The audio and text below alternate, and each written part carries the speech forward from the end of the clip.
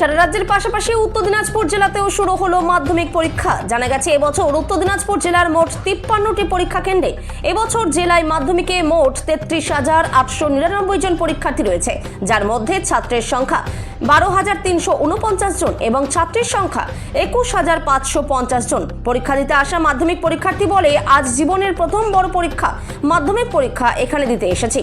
প্রথমবারের মতো স্কুলের বাইরে অন্য স্কুলে পরীক্ষা দিতে এসেছি, তাই একটু ভয় লাগছে, আবার ভালোও লাগছে। পরীক্ষার প্রস্তুতি ভালো হয়েছে, আশা করি পরীক্ষা ভালো হবে। কালিয়াগঞ্জ থেকে অনুপ জয়সওয়ালের রিপোর্ট, বিগ নিউজ বাংলা। তোমার নাম? ফিরোজ হোসেন। কোন স্কুলের ছাত্র তুমি? Puria Maheshpur high school. কোন স্কুলে পরীক্ষা দিতে এসেছো? পার্বতী সুন্দরী। কি পরীক্ষা? বাংলা পরীক্ষা। কোন ক্লাসে? 10 মাধ্যমিক।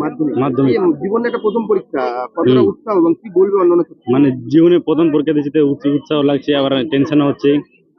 টেনশন হবেই, আর স্বাভাবিক। তাও আর কি লাগে, একটু ভয় লাগছে। প্রস্তুতি ভালো হয়েছে। আশা করছো পরীক্ষাগুলো ভালো হবে? হ্যাঁ, ভালো হবে আশা করছি। কি আশা করছো? প্রশ্ন কি ধরনের হলে? প্রশ্ন মানে আর কি মিডিয়াম আর কি, মানে খুব কঠিনও নাই, সোজাও নাই। সব ধরনের প্রস্তুতি নিয়েছো? হ্যাঁ, সব ধরনের প্রস্তুতি। তোমার নাম? নাসরিন ইয়াসমিন। আজকে তো প্রথম পরীক্ষা, কিভাবে প্রস্তুতি নিয়েছো?